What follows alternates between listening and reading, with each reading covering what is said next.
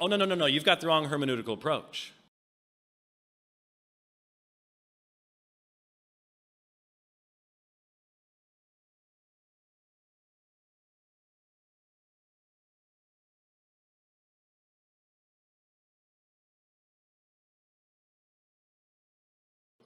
He says, we should have no problem finding the Son in the Old Testament. Well, again, the specific revelation of the divine persons takes place in the incarnation and in the outpouring of the Holy Spirit of God between the testaments. But I see the Son in the Old Testament, and so did the early church writers called the apostles.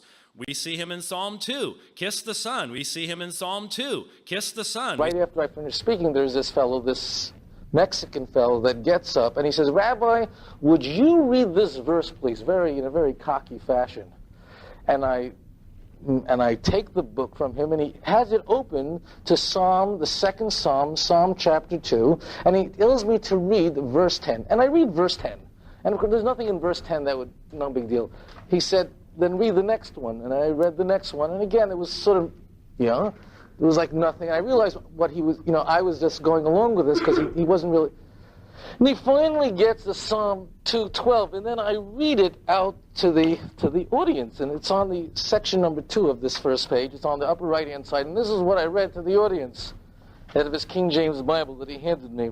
Kiss the Son, lest he be angry, and ye perish from the way. When his wrath is kindled but a little, blessed are all they that put their trust in him. I read that verse. And of course, by now I didn't have to even be spontaneous. I remembered all my lines that I did in Binghamton. I said, you don't understand the word of Hebrew, do you? And then he bought it, He said, no, I don't. You don't recognize it? No, you don't. Because if you did, you'd realize that it doesn't really say that here.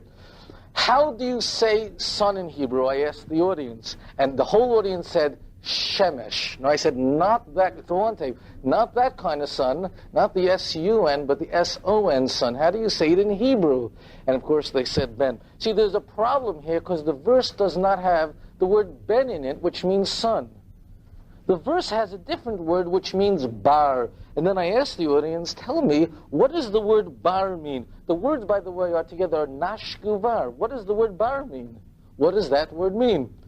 And the people really didn't know till one of the rabbis there raised his hand and said it means purity, cleanliness. You see, the word there is not ben. In Hebrew, the word ben, it means son. Like when someone is called up to get an aliyah at the Torah, to say the blessing over the Torah, they're called up Moshe ben Avraham or whatever, right? So the word ben in Hebrew does mean son, but the word bar in Hebrew doesn't quite mean son. It means purity. The word nashkubar together means embrace purity. Embrace purity. Now the question is, how do we know that? Maybe the word bar really does mean son, but the Jews changed it to mean purity because we wanted to undermine the Christological element of the second psalm.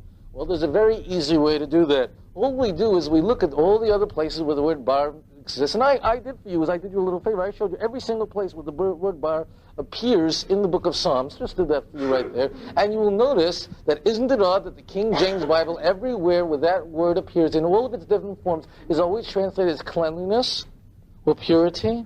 Why, if that word truly means son or sonship, why isn't it translated that way in other places? Now, the word bar, as you know, there is a tricky element here, and that is that the word bar, although in Hebrew does not mean son, in Aramaic it does. The word bar, like a bar mitzvah. You go to a bar and you think it's a mitzvah. Just kidding. What bar mitzvah, right? Little joke we learned in yeshiva, right? Okay. Right? Bar mitzvah, right? Son, right? The only thing is that although there is a little Aramaic in the Jewish scriptures, a couple of verses in the book of Jeremiah, primarily Daniel and Ezra and so on, although we have a little bit of Aramaic salted in the Bible, salted is not even the right word because there's only about 3 or 4 books in the Bible that have any Aramaic at all. The book of Psalms has no Aramaic whatsoever, and therefore the word bar clearly means cleanliness and not son. And what is hysterical is that if you go in the same psalm, but the verse 7, Psalm 2, verse 7, same psalm, just a little earlier, I will declare, it's on the lower right-hand side, I will declare the decree, the Lord has said unto me, thou art my son, this day have I begotten thee. we see that if King David wanted to use the word son, he knew how to spell it. It was in the same psalm. And it's not like King David went through some sort of change in his life, that, in his early days he wrote with a different style than his latter days. No, this was all written, it was all the same psalm, it was all written at the same time. You see that King David knew how to spell the word son if he wanted to.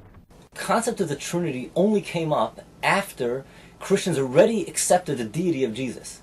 It was an effort, a philosophical effort, to justify something they believed already, an absurdity they believed already. To believe a man is God, they had to come up with an idea of the Trinity. It wasn't that they first came up with the idea of the Trinity and then they said, oh, Jesus is the one that fits into the Trinity. Before Jesus came to the world, no one thought of the Trinity.